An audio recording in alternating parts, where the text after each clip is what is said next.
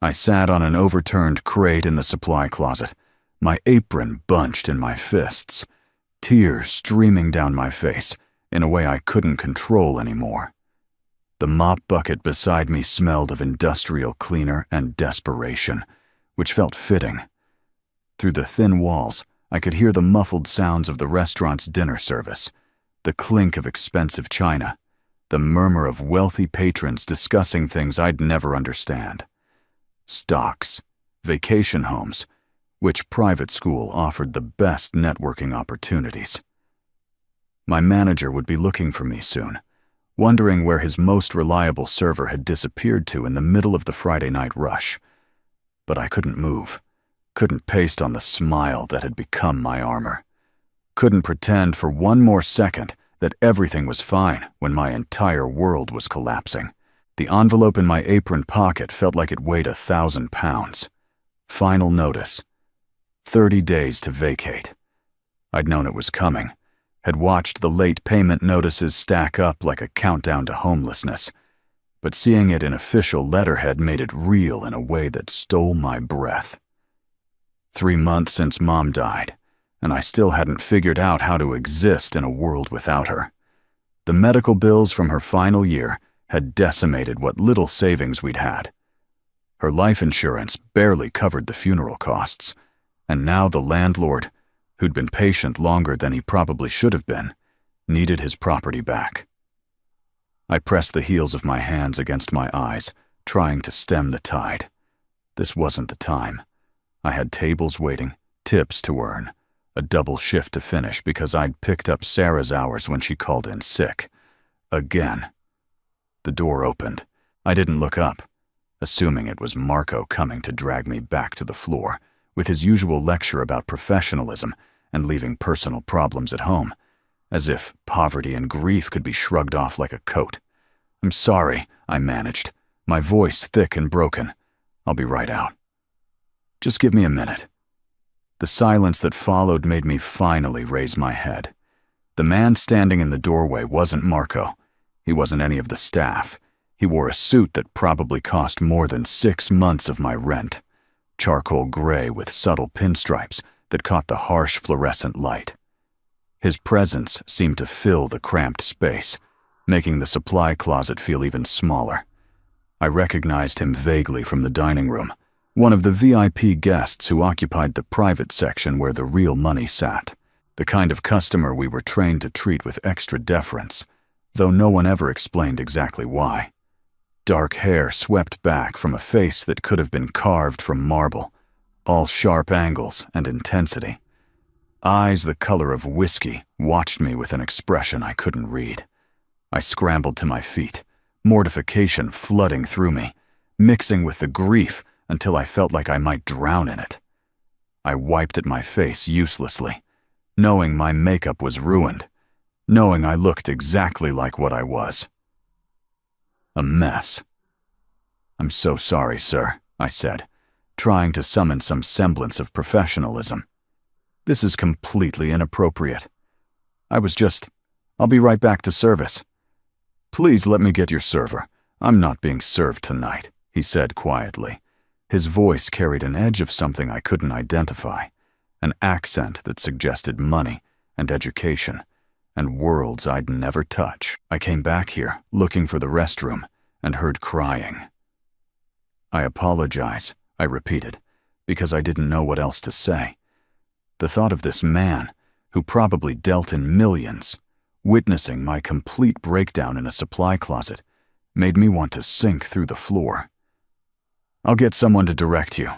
He didn't move. Instead, he stepped fully into the room and closed the door behind him. Not in a threatening way, but deliberately, creating privacy. The gesture should have frightened me. Instead, it did something else entirely. Made the tears threaten to return because someone, anyone, had noticed I was falling apart. "Why are you crying?" The question was direct. No preamble, no small talk. Just straightforward curiosity delivered in that low voice that seemed to resonate in my chest. I laughed, a harsh sound with no humor in it. "You wouldn't understand. The words came out sharper than I intended. Defensive. Because how could he understand? This man in his custom suit, with his VIP table and his aura of controlled power. What would he know about eviction notices and medical debt and the particular emptiness of losing the only person who'd ever really loved you? His expression shifted, something flickering behind those whiskey eyes. Try me. I should have deflected, should have apologized again, and fled back to my tables where I belonged. But something in his voice, in the way he stood there like he had all the time in the world for a nobody server having a breakdown, made the walls I'd been holding up crumble completely. My mother died 3 months ago, I heard myself say. Cancer. We spent everything trying to fight it, and it wasn't enough. She died anyway. Now I have $60,000 in medical bills. I'm being evicted from our apartment. And I just picked up my 5th double shift this week because I need every dollar I can get. But it doesn't matter how many shifts I work, how little I sleep, how many meals I skip. The math doesn't work. There's no combination of hours and effort that equals survival anymore.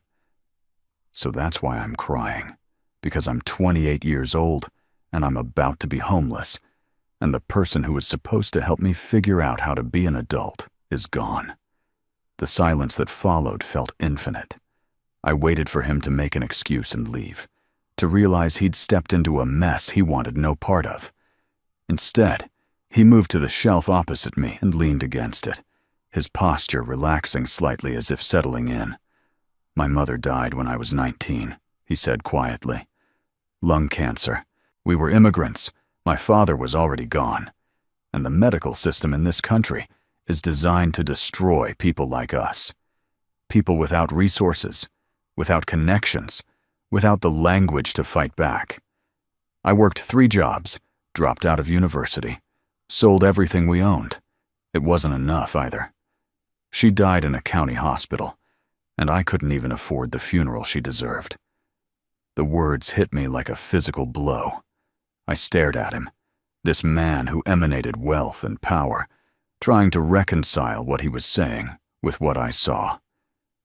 I started, then stopped, unsure how to finish.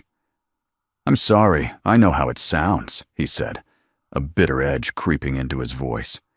Looking at me now, you see success, money. You assume I've never known what it means to be desperate. But I was where you are. I understand exactly how it feels to be drowning with no hope of reaching the surface. How did you? I gestured vaguely at his suit, his obvious wealth. How did you get from there to here? His smile was sharp, predatory.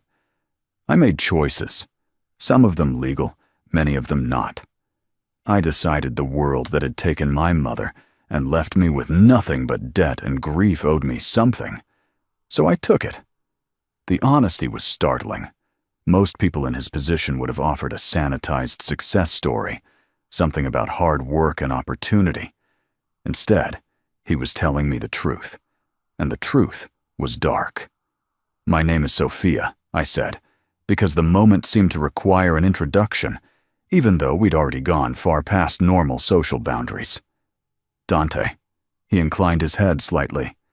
And I meant what I said. I understand. Tell me about your mother. The request surprised me, but something about the way he asked, the genuine interest in his voice, made me sink back down onto the crate. She was, I paused, trying to find words adequate to describe someone I'd loved with every cell of my being. She was everything. After my father left when I was 10, it was just us. She worked as a school secretary, which barely paid enough, but she made it feel like enough. She could make anything into an adventure. Budget meals became cooking experiments. Our tiny apartment was a castle. She taught me that things don't matter, that people and moments and love are what actually count. The irony, I added, a fresh wave of grief washing over me, is that philosophy doesn't work when medical bills and rent are due. Turns out things do matter when you don't have them. Dante listened without interrupting, his attention absolute. It was disorienting, being seen so completely by a stranger. In the month since Mom died, most people had offered platitudes or avoided me entirely, uncomfortable with raw grief. No one had simply listened. "She sounds like she gave you something more valuable than money," he said when I finished.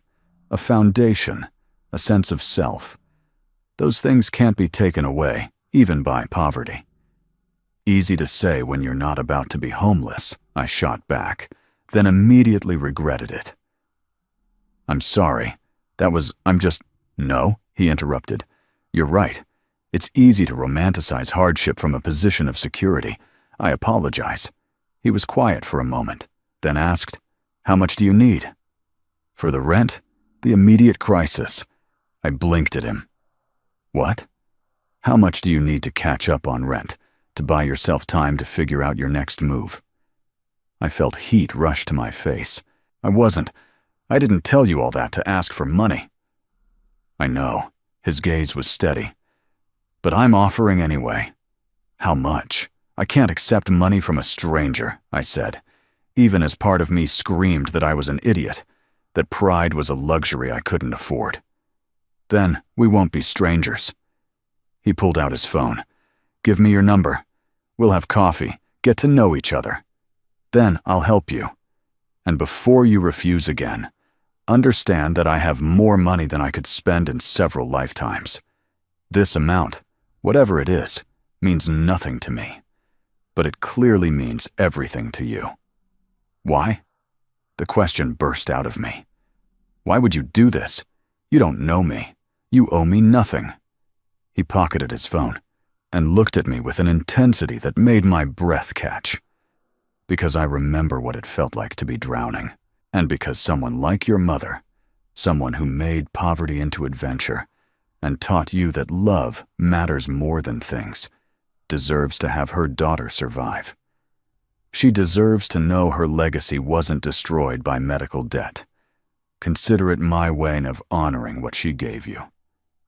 Tears spilled over again, but different this time. Not the helpless despair from before, but something else. Relief, gratitude, and a terrifying kind of hope I was afraid to trust. I gave him my number. He entered it into his phone, then sent me a text, so I'd have his. "Tomorrow," he said. "There's a cafe 3 blocks from here, Bella Vista. Meet me at 10. We'll talk properly." "I work tomorrow," I said automatically, the double shift starting at 11. "No, you don't." He said it with such certainty that I almost believed him. "Call in. Take a day. The world won't end if you take care of yourself for once." "I should get back," I said, because I didn't know how to process what had just happened. Marco really will fire me if I'm gone much longer. Dante moved to the door, then paused. "Sophia." I looked up at him. "This isn't charity, and it's not pity. It's recognition. I see you because I was you. Tomorrow we'll figure out how to give you the same chance I got. Just without the illegal parts, preferably." The hint of humor in his voice made me smile despite everything. "Thank you," I whispered. He nodded once and left, leaving me alone in the supply closet with the smell of industrial cleaner and the first genuine hope I'd felt in months. I texted Marco that I was sick, my hands shaking as I typed the lie, and left through the kitchen entrance before anyone could stop me. The night air was cool against my overheated skin as I walked to the bus stop. I pulled out my phone and looked at Dante's text, just his name and a simple message. "Tomorrow, 10 a.m. Don't be late." For the first time since Mom died, I let myself believe that tomorrow might actually come. I barely slept. Every time I started to drift off, my mind would replay the encounter, analyzing every word, every gesture, trying to understand what had happened. A wealthy man I didn't know had offered to help me based on nothing but a breakdown in a supply closet and a shared experience of loss. It seemed too good to be true, which meant it probably was. By 9 the next morning, I'd convinced myself not to go. It was clearly some kind of scam or worse. Men didn't offer money to strange women without expecting something in return. Mom had taught me that much about the world. But at 9:30, I found myself getting dressed anyway, pulling on the one outfit I owned that wasn't a work uniform: dark jeans, a simple blue sweater that brought out my eyes, boots that were held together more by hope than actual structural integrity. I stared at myself in the bathroom mirror of the apartment I was about to lose, and barely recognized the woman looking back.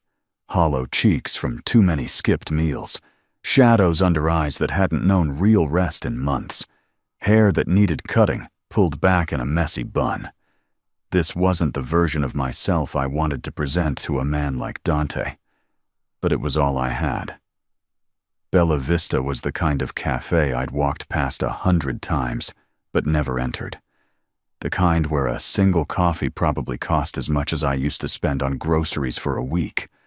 Floor-to-ceiling windows, exposed brick, soft jazz playing, and beautiful people with laptops having important conversations about important things. I felt like an imposter the moment I walked through the door.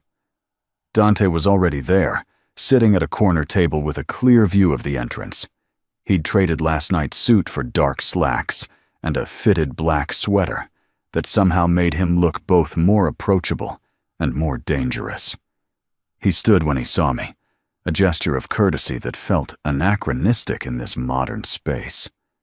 "You came," he said, and I heard relief in his voice that surprised me. "Did you think I wouldn't? I thought you might talk yourself out of it.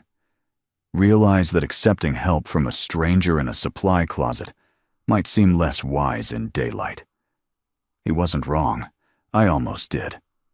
He smiled, a real smile that transformed his face from severe to something approaching warm. "But you're here. That takes courage."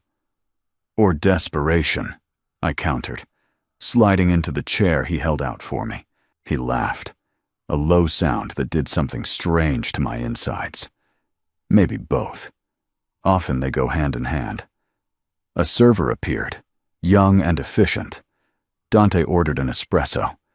I asked for regular coffee, unable to bring myself to decipher the elaborate menu of drinks I didn't understand. When the server left, Dante pulled out his phone and opened what looked like a banking app. "How much is the rent arrears?" The directness threw me. I thought we were having coffee, getting to know each other. We are. But let's handle the immediate crisis first. Then we can talk about everything else. It's easier to get to know someone when they're not about to be evicted. 4,000, I said quietly. That's what I'm behind. Then probably another 6,000 for my share of the medical bills they're threatening to send to collections. Anything beyond that feels like a fantasy right now. He typed something into his phone.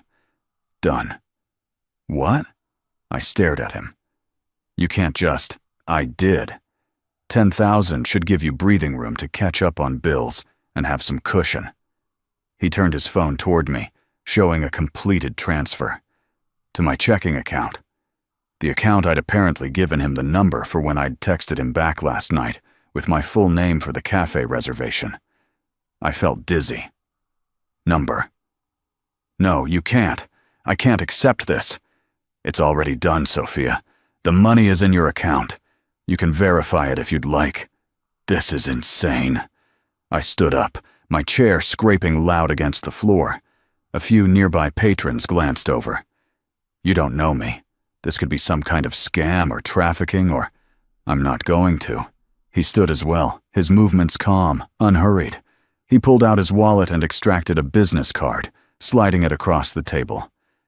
This is my attorney. His name is Marcus Reeves. He's represented me for 15 years, and he's completely legitimate. Call him right now. Tell him I just transferred money to you, and ask him if you're in any danger. Ask him anything you want about who I am. I'll step outside while you do. I stared at the card. Marcus Reeves, attorney at law. A downtown address in one of the most expensive buildings in the city.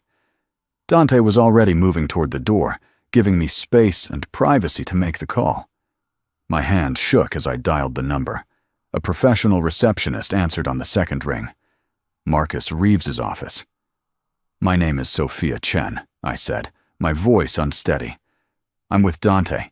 He gave me this number and said I should call." "One moment, please."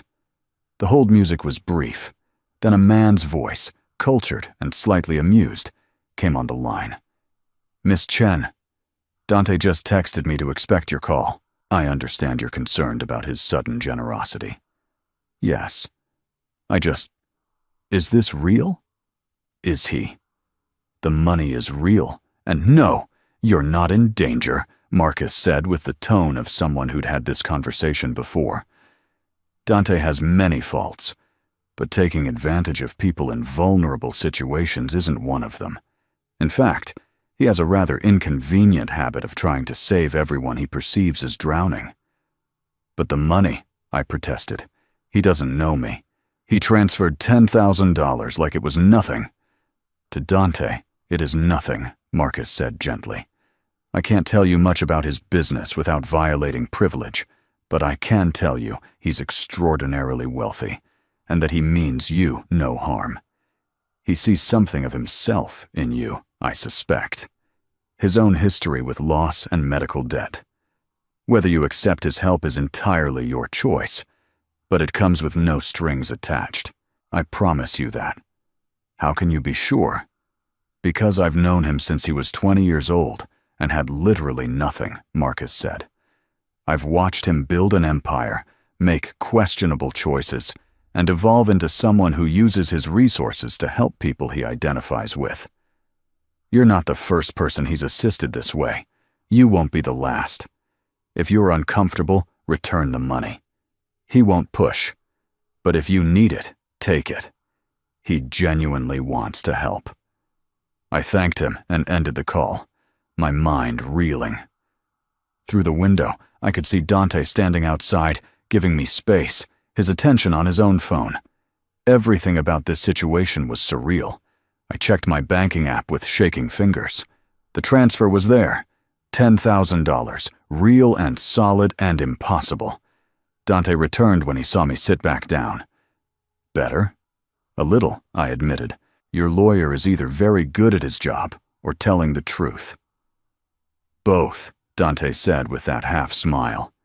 "Marcus doesn't lie, even for me. It's irritating sometimes, but also why I trust him completely." "I don't understand why you're doing this," I said helplessly. "You're a successful businessman. I'm a server at a restaurant you probably eat at for entertainment. Our worlds don't overlap."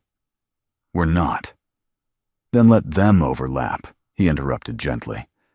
"Sophia, I meant what I said last night. I was where you are. Different details, same desperation. Someone helped me when I was drowning. Not with money, with opportunity. But the principle is the same. I'm paying forward what was given to me, and," he added, his expression becoming more guarded, "I don't have many opportunities to do something purely good anymore." "Let me have this." The last part sounded like a confession, hinting at complexities I didn't understand yet. Our coffee arrived, giving me a moment to process. When the server left, I wrapped my hands around my cup and studied the man across from me. "What do you do?" The question I'd been avoiding because I wasn't sure I wanted the answer. "Various things," he said carefully. "Import-export primarily. Some real estate, investments." The evasiveness was noticeable. "And the illegal parts you mentioned?" His eyes met mine, steady and unflinching. "I have business interests that exist in gray areas. Nothing that harms innocent people. But not everything I do would hold up well under legal scrutiny. I'm being honest with you, because I think you deserve honesty." "That's frightening," I said. "It should be," he agreed. "Which is why I'm giving you an out right now. Take the money, solve your immediate problems, and we never have to see each other again. Or we can get to know each other. See where this goes. But if we do that, you need to understand that my life isn't simple or safe. There are complications that come with knowing me. I can't promise you won't eventually get hurt by my choices."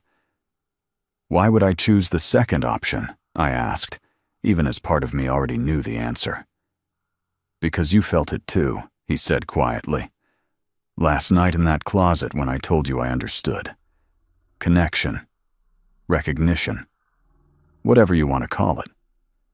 Because I haven't stopped thinking about you for 12 hours, and I suspect you haven't stopped thinking about me either." He was right. God help me. He was right. There was something between us, formed in vulnerability and honesty, that felt more real than anything I'd experienced in years. I should be running. Every logical part of my brain was screaming at me to take the money and disappear. Instead, I found myself asking, what kind of complications? Jealous competitors? Associates who don't always agree with my methods? Law enforcement interest, though I'm careful to stay mostly clean. And the fact that anyone close to me becomes a potential target for people who want to hurt me. He delivered this like a weather report, factual and calm. Does that happen often? People trying to hurt you through others? Not as much anymore. I've established enough respect and fear that most people know better. But the risk exists. I won't lie to you about that. I should say no, I told him. This is crazy. We met 12 hours ago. You just gave me $10,000. You're telling me you're involved in illegal business and that knowing you is dangerous. Everything about this screams bad decision. Yes, he agreed. It does. And yet you're still sitting here, I observed. And yet you're still sitting here, he echoed. We looked at each other across the table, both of us aware we were standing at a precipice. One choice led to safety and solitude. The other led to something unknown and possibly dangerous, but alive in a way I hadn't felt since before Mom got sick. "Tell me something real," I said finally. "Something nobody else knows. So I can decide if I trust you." Dante was quiet for a long moment, his fingers drumming once against his coffee cup before going still. "When I was 20, after my mother died, I spent 6 months planning to kill the hospital administrator who denied her treatment coverage. The treatment that might have saved her life. I had it all worked out. Where he lived, his routine, how I'd do it. I got as far as his house one night with a gun I'd bought off the street. He paused, his gaze distant. I stood outside in the rain for 3 hours, watching him through his window with his family, his kids doing homework, his wife bringing him dinner. And I realized killing him wouldn't bring her back. It would just create more people who knew what I knew, what loss felt like. So I left. But I took the anger, the injustice of it all, and I channeled it into becoming successful enough that no one could ever deny me anything again. That's why I help people like you, Sophia. Because I remember standing in the rain with a gun, and I remember choosing differently. The confession hung in the air between us, raw and honest, and slightly terrifying. "Thank you for telling me that," I said quietly. "One more question. What do you want from me?" He leaned forward, his intensity focused entirely on me. "I want to know you. I want to take you to dinner, learn what makes you laugh, understand how someone who's been through what you've been through still has kindness in their eyes. I want to see if this connection I felt last night was real, or just two people finding each other at the right moment. And maybe, eventually, I want you to trust me enough to let me help you build something better than survival. No expectations beyond that. No pressure, just possibility." It was the kind of proposition that should have sent me running. Instead, I found myself nodding. Okay, he repeated, surprise flickering across his features. "Okay, I'll take the money with gratitude. I'll get to know you. I'll see where this goes." "But," I added firmly, "I keep my job. I keep my independence. I'm not becoming someone who just accepts handouts and loses herself. I need to know I can survive on my own if I have to." "Deal," he said immediately. though I reserve the right to make the survival part easier when you'll let me." The smile he gave me then was genuine and warm and made my heart do something dangerous. We spent the next 3 hours talking about everything and nothing. He told me about his mother, an immigrant from Sicily who'd worked 3 jobs and still managed to make him feel like they were rich in the ways that mattered. I told him about mine, about the adventures she'd created from poverty, about how she'd taught me to see magic in ordinary things. He asked about my dreams before life got complicated. I admitted I'd wanted to be a teacher, to create for other kids what Mom had created for me, a sense of safety and possibility. He told me he'd wanted to be an architect, to build things that lasted. Both of us had set aside those dreams for survival, but talking about them made them feel less dead, just dormant. We discovered we both loved old movies, the kind in black and white where the dialogue was sharp and the acting was theatrical. We both hated small talk and preferred silence to meaningless chatter.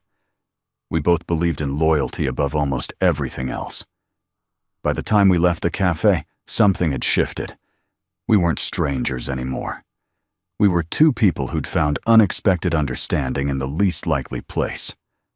Over the next 2 months, Dante became a constant in my life. We had dinner twice a week, always at different restaurants. Some were places I'd never have entered on my own, where the menu had no prices and the wine list was leather-bound. Others were tiny ethnic restaurants in neighborhoods tourists didn't visit, where the food was incredible and cost less than $20. He seemed equally comfortable in both. He never pushed for more than I was willing to give. When I insisted on going back to work the day after our coffee, he didn't argue. When I told him I needed to keep paying my own rent now that I could afford it again, he respected that. When I said I wasn't ready to introduce him to my friends because I didn't know how to explain him yet, he understood. But he was there, consistently, reliably there, in a way I hadn't experienced since Mom died. He texted good morning and good night. He asked about my shifts, remembered details about coworkers I mentioned in passing, sent me funny articles about topics we'd discussed. When I had a particularly brutal double shift, I'd find dinner delivered to the restaurant staff room with a note that just said, "Eat." He never made me feel like I owed him anything. The money he'd given me sat in my account, a security blanket that let me breathe for the first time in months. I paid off the rent arrears and set up a payment plan for the medical bills that wouldn't destroy me. I even started putting a little aside in savings, rebuilding what had been decimated. I kept waiting for the catch, for the moment when he'd call in the debt or expect something I couldn't give. It never came. One night, about 6 weeks after we met, he picked me up after work for dinner. I slid into his car, a sleek black sedan that probably cost more than I'd make in 5 years, and immediately noticed something was wrong. His jaw was tight. His movements had an edge of violence barely contained, and there was a cut above his left eyebrow that hadn't been there that morning. "What happened?" I asked, my hand instinctively reaching toward the cut, then hesitating. "Business disagreement," he said shortly, pulling away from the curb with more force than necessary. "It's handled." "That's not an answer. It's the only answer I can give you." The coldness in his voice should have frightened me. Instead, it made me angry. "Don't do that. Don't shut me out because you think I can't handle whatever you're dealing with. I know your life isn't all fancy dinners and architectural discussions." He glanced at me, something unreadable in his expression. "You don't want to know the details, Sophia. Trust me on that. Try me." He was quiet for several blocks. Then he pulled into an empty parking lot and cut the engine. When he turned to face me, the carefully maintained composure had cracked slightly. I had to handle a problem tonight. Someone who thought they could take advantage of one of my businesses. I won't go into details, but it got physical. This cut is from a bottle. His lip is going to need stitches, and he won't be attempting anything like that again. I kept my voice steady. "Did you hurt him badly?" Badly enough to make a point. Not badly enough that he won't recover. Most people thought I'd react with horror or judgment. Instead, I found myself asking, did he deserve it? Dante's eyes widened slightly. That's your question? I've learned that the world isn't black and white, I said. Mom's death taught me that. Good people suffer while terrible people thrive. Sometimes the systems that are supposed to protect us are the ones that destroy us. So yes, that's my question. Did he deserve it? Yes, Dante said quietly.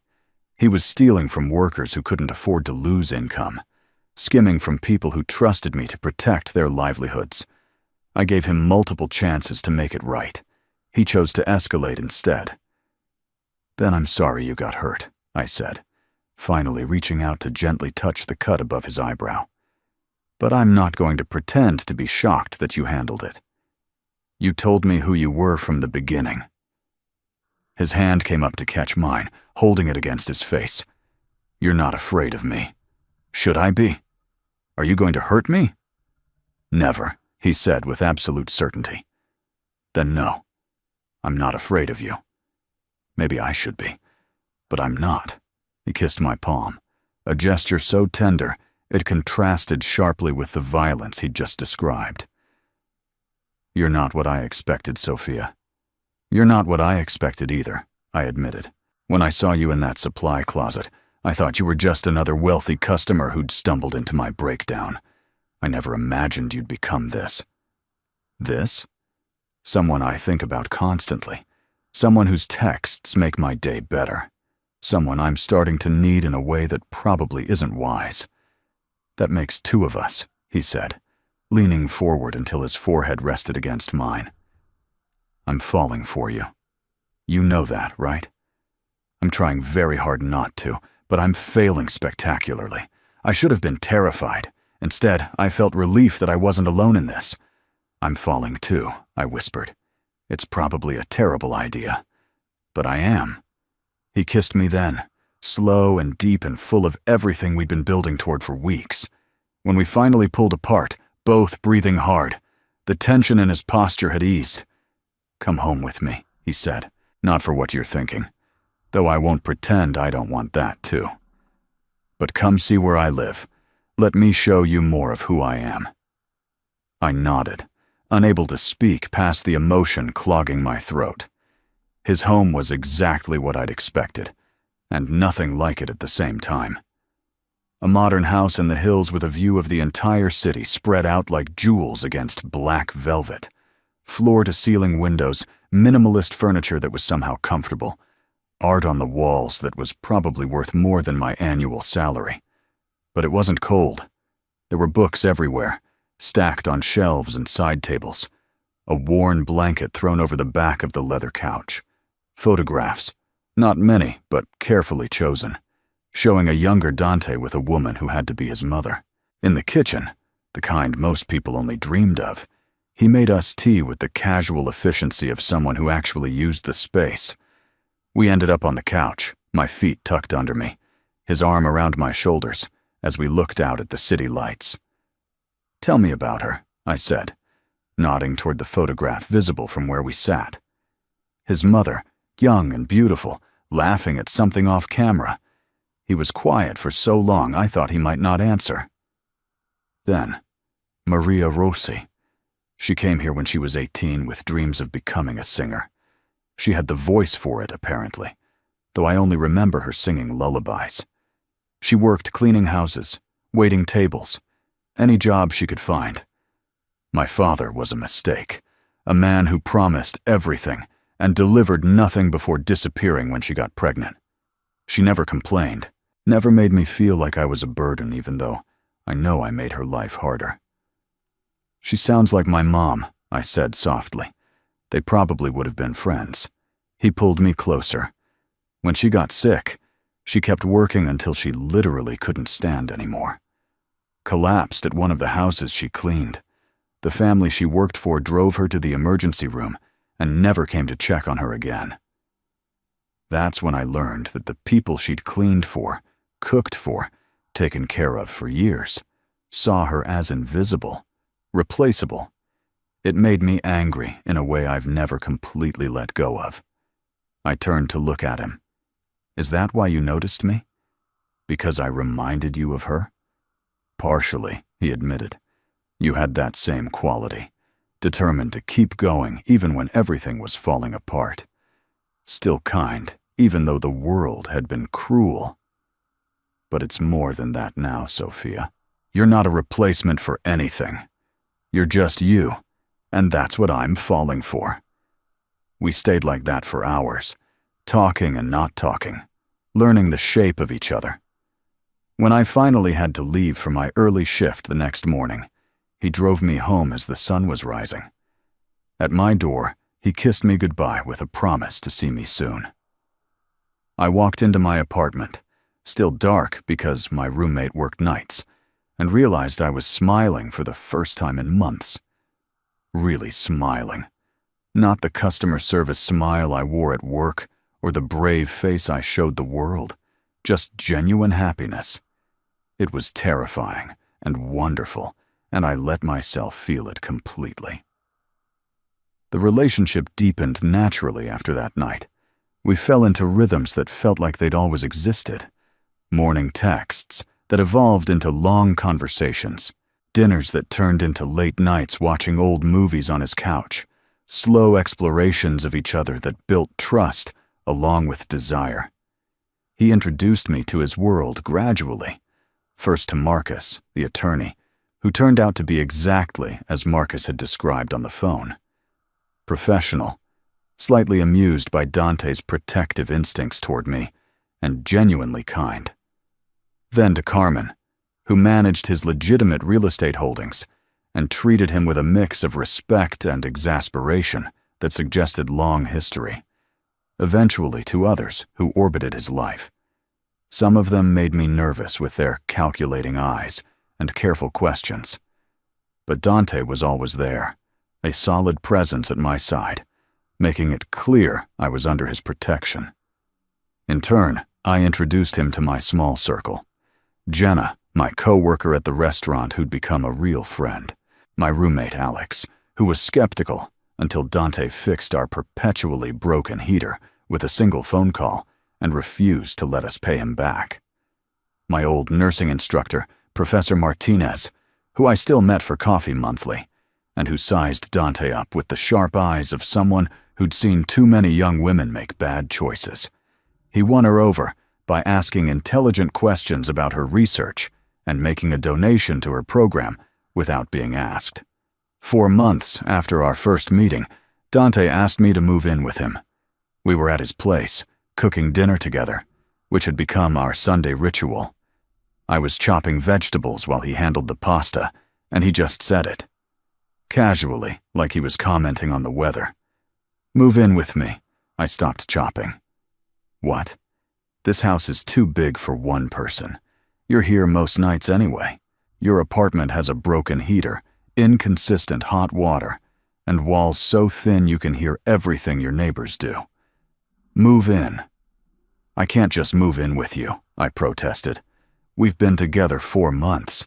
That's fast. When you know, he said, turning from the stove to face me. And I know. But if you need more time, I understand. It's not about time, I said slowly, trying to articulate what I was feeling. It's about independence.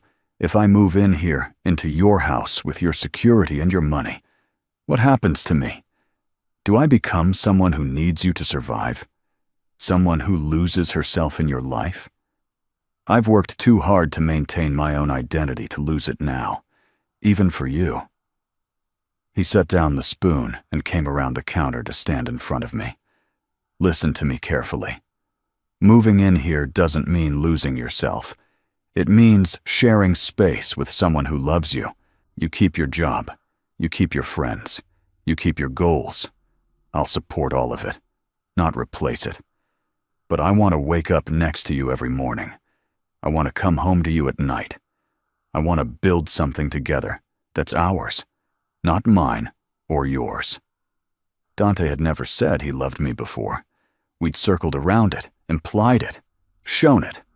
but never said the actual words. Hearing them now, delivered so matter-of-factly while discussing moving in, made my heart constrict. You love me. I've loved you since you asked me to dance in a supply closet, even though there was no music, and you were crying and we were surrounded by mop buckets. How could I not love you? You're everything brave and real and honest in a world that's taught me to trust none of those things. So yes, Sophia, I love you. The tears that spilled over were happy this time. I love you too, I whispered. I've been terrified to say it because it makes it so real. But I do. I love you. He kissed me then, deep and slow and full of promise. When we finally pulled apart, I found myself nodding. Okay. Yes, I'll move in. But I'm keeping my share of the grocery bills, and I get to decorate at least one room exactly how I want it. Deal, he said, with a grin that made him look younger, though I reserve the right to veto anything too aggressively floral. Moving in together revealed new dimensions of Dante I hadn't fully seen before. The man who woke at 5 every morning to work out, burning off tension in his home gym with a focus that bordered on meditation. The one who took business calls in Italian, his voice dropping to dangerous levels when someone disappointed him. The surprisingly domestic side that loved cooking and actually preferred staying in to going out. But also the nightmares. The first time I woke to find him sitting on the edge of the bed, head in his hands, shaking slightly. I didn't know what to do. I touched his shoulder gently. Dante. He flinched, then seemed to come back to himself. Sorry, I didn't mean to wake you. You didn't. I moved to sit beside him. What happened? Just dreams. They come sometimes. About? He was quiet for a long moment. My mother. The hospital. Choices I've made since. The line between justice and revenge gets blurry at 3 in the morning. I took his hand, threading our fingers together. Do you want to talk about it? Not particularly, but I want you to know it happens. That sometimes I'm not okay, even though I seem like I have everything under control. I appreciate you trusting me with that, I said softly. And for what it's worth, I don't expect you to always be okay. Nobody actually is. We're all just pretending at different skill levels. He laughed, a quiet sound in the darkness. That's what I love about you. You see through everything to what's actually true. We sat together until the shaking stopped and his breathing evened out. Then we went back to bed, his arms wrapped around me like I was an anchor keeping him steady. It became a pattern. Some nights he was fine. Others, the nightmares came and we'd sit together in the dark until they passed. I never pushed, never demanded explanations for things he wasn't ready to share. Just offered silent support and the assurance that he wasn't alone. 6 months after I moved in, everything changed. I was at work when my phone rang with a number I didn't recognize. I almost didn't answer, but something made me step into the supply closet, the same one where this had all started. Hello? Is this Sophia Chen? A woman's voice asked, professional but slightly urgent. Yes. Who is this? This is Northwest Regional Hospital. You're listed as the emergency contact for Dante Rossi. There's been an incident. He's in surgery now. But you should come. The phone nearly slipped from my nerveless fingers. What kind of incident? I managed. I can't discuss details over the phone, but please come as quickly as you can. I was moving before I finished processing the words, grabbing my purse, telling Marco I had a family emergency. He took one look at my face and waved me off without question. The hospital was a blur of fluorescent lights and antiseptic smells that brought back every terrible memory of Mom's final months. I gave Dante's name at the desk and was directed to a surgical waiting area where several of his associates were already gathered. Carmen saw me first and stood immediately. Sophia, thank God. What happened? I demanded. Marcus appeared at my elbow. There was an attack. Rivals who thought they saw an opportunity. Dante handled most of it, But he was shot. Twice. Once in the shoulder, once in the abdomen. He's in surgery now. Shot. The word didn't seem real. People in movies got shot. Not people I loved. Not the man who made me tea and had nightmares and built a life with me. Is he going to be okay? We don't know yet, Carmen said gently. But he's strong, and he got here quickly. That counts for a lot. I sank into a chair, my mind refusing to process this. I'd known his life was dangerous. He told me that from the start. But knowing abstractly and facing the reality of hospital waiting rooms and surgery were completely different things. Time became meaningless. Could have been hours or minutes. People came and went, murmured conversations I didn't follow. Someone brought coffee I didn't drink. All I could think about was the last thing I'd said to him that morning. Something mundane about picking up groceries. Not, "I love you." Not anything that would matter if those were the last words we ever exchanged. A surgeon finally emerged, still in scrubs, looking exhausted. Family of Dante Rossi? I stood on shaking legs. I'm Sophia, his girlfriend. The surgeon looked at Marcus, who nodded some sort of confirmation. He's stable. The surgery went well, all things considered. The shoulder wound was clean, through and through. The abdominal was more complicated, but we repaired the damage. He's going to need significant recovery time, but barring complications, he should make a full recovery. The relief was so intense I actually swayed. Marcus caught my elbow. Can I see him? Not yet. He's in recovery now. Give it a few hours, then you can see him briefly.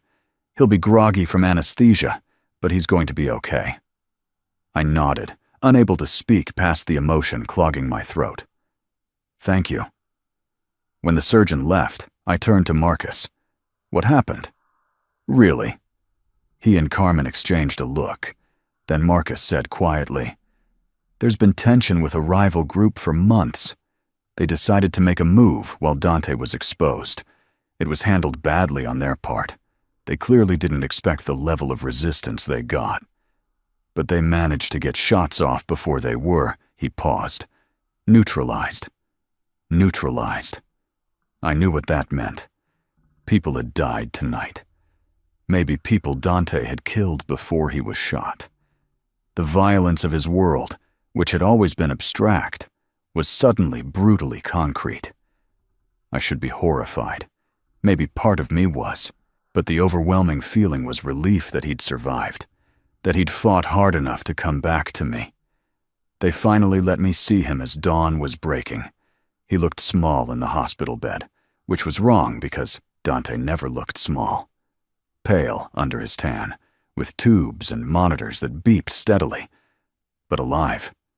Definitely alive.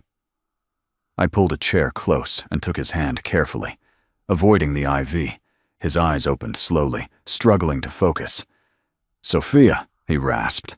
His voice was rough, probably from the breathing tube. "Hey," I said, tears spilling over. "You scared me."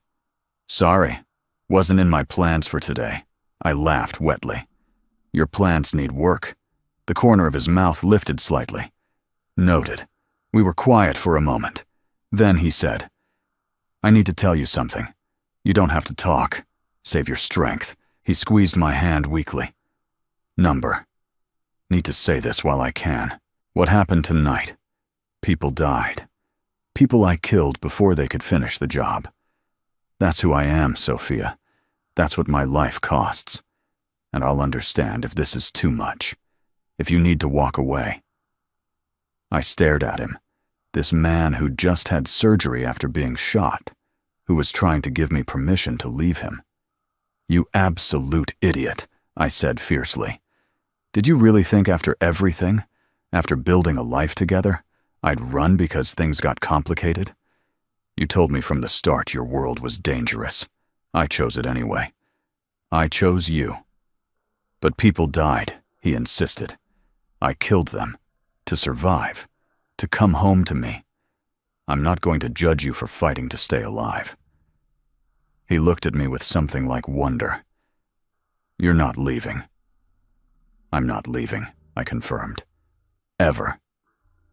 You're stuck with me, Dante Rossi, through surgeries and recovery, and whatever complications your life throws at us. I'm not going anywhere." He closed his eyes, and I saw a single tear slip down his cheek. "I don't deserve you." "Maybe not," I agreed, wiping the tear away gently. "But you have me anyway." He fell back asleep holding my hand. I stayed there as the sun rose, watching him breathe, counting each steady beat of the monitor. This was my life now. The danger was real. The violence was real. But so was the love. So was the choice I'd made to see past the surface to the man underneath. The man who'd seen me crying in a supply closet and understood. The man who'd given me money with no expectations. The man who woke from nightmares and cooked me dinner and loved me with an intensity that should have been frightening, but felt like home. Recovery was long and frustrating for him. Dante was used to control, to moving through the world with authority and power. Being trapped in a hospital bed, then trapped at home with limitations on movement, made him irritable and difficult. I won't pretend it was easy. There were arguments about his refusal to follow doctor's orders, about his insistence on handling business from bed when he should have been resting, about his stubborn independence that made accepting help nearly impossible. But there were also unexpected moments of tenderness. The first time he was strong enough to walk to the kitchen and found me making his mother's pasta recipe that he'd taught me. The way he held my hand while watching movies because he couldn't do much else. The quiet thank yous when I helped him change bandages or brought his medication. 3 weeks into recovery, I was helping him walk laps around the house for physical therapy when he suddenly stopped. "What?" I asked, concerned he was in pain. "I was thinking about the question you asked me, the first night we had dinner." "Why are you crying?" he said. "You told me I wouldn't understand, but I did. I understood completely because I'd been exactly where you were." I nodded, remembering. I was wrong. "You did understand." "That's not what I'm getting at," he continued. "I've been thinking about what you actually said. You replied you wouldn't understand, but what you were really saying was that no one sees me. No one understands my pain because they've never lived it. That's what connected us, Sophia. Recognition." He turned to face me fully. "I need you to understand something. What happened with the shooting, the violence, all of it, that's part of who I am, but it's not all of who I am. The man who found you crying in a supply closet because I understood loss and desperation, that's me too. Both versions exist. Both are real. Can you live with that?" I thought about it, really thought about it. Not the sanitized version where I pretended his violence didn't exist, but the honest truth of loving someone complex and flawed and dangerous. "Yes," I said finally. "I can live with both versions because I understand that people aren't simple. Mom taught me that. She could be fierce and gentle, practical and whimsical, strong and vulnerable. People contain multitudes. You're violent when you need to be, and tender when you choose to be. Both are real. Both are you. And I love all of it, even the parts that scare me sometimes, because I understand why they exist." His eyes went bright with emotion. "How did I get this lucky?" "You didn't," I said with a small smile. "You worked for it. You showed up. You were honest. You built trust. Luck has nothing to do with what we have." "Fair point," he conceded. Then, softer, "I love you. More than I thought I was capable of loving anything." "I know," I said. "I love you too." The rest of his recovery passed more smoothly after that conversation. He followed doctor's orders better, accepted help with less resistance, and gradually rebuilt his strength. By month 2, he was back to managing his businesses, though with adjustments. More of the dangerous work delegated to trusted associates. more focus on the legitimate operations. He was still the same man, still commanded the same authority and respect, but he'd become more cautious, more aware of his mortality and what he'd lose if something happened. I went back to work once he could manage on his own, though he'd offered multiple times to support me if I wanted to quit. I refused. The job kept me grounded, kept me connected to who I was outside of being Dante's girlfriend. My coworkers had no idea about the danger I'd faced or the complicated world I'd stepped into. At the restaurant, I was just Sophia, reliable, friendly, good at her job. That mattered. 8 months after the shooting, on the anniversary of the night we met, Dante took me back to the restaurant where I worked, not during business hours. He'd somehow convinced Marco to let him rent it out for the evening. When I walked in, confused by his insistence on dressing up in the mysterious location, I found the dining room transformed. Soft lighting, candles everywhere, and a single table set in the center of the room. Not far from the supply closet where it all started. "What is this?" I asked, taking in the scene. "A reminder," he said, leading me to the table. "Of where we began. Of the question that changed everything." We sat and he poured wine. Then he stood and offered his hand. "Could you dance with me?" I took his hand, my heart starting to race because I understood the callback. "Your ex is watching from the bar," I said, playing along with the echo of our first night. He pulled me close, swaying to music only we could hear. No example, no one watching. Just us. Just this moment and this choice. "Sophia, when you asked me to dance in a supply closet because you were hurt and desperate and needed to feel seen, I had no idea you were going to become everything to me." He pulled back slightly to look at me. "You understood from that first night that my life was complicated and dangerous. You never asked me to be someone else. You just asked me to be honest, so I'm going to be honest now." I looked up at him, my vision blurring with tears I could feel building. "I don't want to spend another day without knowing you'll be mine officially. I don't want to wonder if you'll stay when things get hard again, because they will. My world doesn't get safer or simpler, but I want you in it anyway. I want you in every version of my life that exists." He stepped back and dropped to one knee, pulling out a small box. "Sophia Chen, will you marry me?" The ring was beautiful, a sapphire surrounded by diamonds, blue like the sweater I'd worn to our first coffee, thoughtful and perfect, and so him. But more than the ring, more than the romance of the gesture, was the question underneath it. "Are you all in? Can you really live with both versions of me? Will you choose this, knowing what it costs?" "Yes," I said, the word coming out choked with emotion. "Yes to all of it. The complications and the danger and the beautiful moments and the hard ones. Yes, because you saw me when I was invisible. Yes, because you understood when no one else could.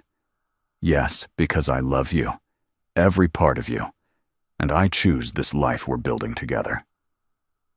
He slid the ring on my finger, then stood and pulled me into a kiss that felt like a promise, and a beginning and a coming home all at once. When we pulled apart, I was crying and laughing simultaneously. "We're really doing this," I said, "getting married, building a life together despite everything." "We are," he confirmed, "and it's going to be complicated and messy and probably occasionally terrifying, but we'll figure it out together." I rested my head against his chest, listening to his heartbeat, steady and strong. "Tell me something," I said. "The night you found me crying in that supply closet, did you have any idea this was where we'd end up?" "No," he admitted. "I thought maybe I'd help you, ease my conscience about not being able to save my own mother. Maybe we'd have coffee once, and you'd disappear back into your life. I never imagined you'd become my life. What changed your mind? The second I told you I understood, and you looked at me like I'd given you something precious just by saying it. I was gone. No one had ever looked at me like that before, like I mattered beyond what I could do or provide. You saw me, Sophia. Really saw me. Not the power or the money or the danger. Just me. That's when I knew. We danced in the empty restaurant, the scene of so many ordinary nights transformed into something extraordinary. And I realized that sometimes the best things in life come from the worst moments. That connection forged in vulnerability and honesty is stronger than anything built on pretense. That understanding someone's pain doesn't fix it, but it makes it bearable. As we swayed together, I thought about the question he'd asked that first night. Why are you crying? And my response, you wouldn't understand, but he had understood, completely. And that understanding had become the foundation of everything we'd built together. A year ago, I'd been drowning, lost and alone, and convinced I'd never surface. Now I was here, engaged to a complicated man with a dangerous life, planning a future I'd never imagined possible. It wasn't the life I'd planned. It wasn't safe or simple, but it was mine, ours, built on honesty and recognition and the kind of love that sees all your shadows and chooses you anyway. We stayed until late, talking and laughing and planning, making promises about the future while honoring the past that brought us here. When we finally left, walking past the supply closet where a desperate woman had asked a dangerous stranger to dance, I sent a silent thank you to my mother. She'd taught me that love and connection matter more than safety, that being seen is worth the risk of being hurt, that sometimes you have to be brave enough to ask for what you need, even from strangers. Dante took my hand as we walked to his car. Our car now, the vehicle that would drive us home to our house, where we'd built a life together from the rubble of our separate losses. "What are you thinking?" he asked. "That I'm glad I was crying that night," I said. "Glad you found me. Glad I was brave enough or desperate enough or both to ask you to dance. Glad you understood." He lifted my hand to his lips, kissing my knuckles just above the ring that caught the streetlight. Me too. All of it. Every moment that led us here. We drove home through the city lights, two people who'd found each other in the least likely way possible. A mafia boss and a struggling server. A man haunted by violence and a woman haunted by loss. Both of us carrying wounds that hadn't fully healed, but had stopped bleeding because we'd found someone who understood. The future wouldn't be easy. His world would always carry risks. My fear would probably never fully disappear. We'd face challenges and complications and moments when the weight of his choices would feel too heavy. But we'd face them together, with honesty and recognition and the kind of love that asks, "Why are you crying?" and genuinely wants to understand the answer. Because that's what mattered, not the perfect circumstances or the absence of danger, but the presence of someone who sees you, truly sees you, and chooses to stay anyway. Someone who understands your pain because they've lived their own version of it. Someone who takes your hand in the darkness and says, "I'm here, I understand," and neither of us has to face this alone anymore. As we pulled into our driveway, the house lit up and welcoming, Dante turned to me with that half-smile I'd come to love. "Ready to start planning a wedding?" "Ready to start planning everything," I said. And I meant it. Whatever came next, we'd build it together. Two people who'd started in a supply closet with tears and understanding, creating something that was messy and real and ours. It was more than enough. It was everything.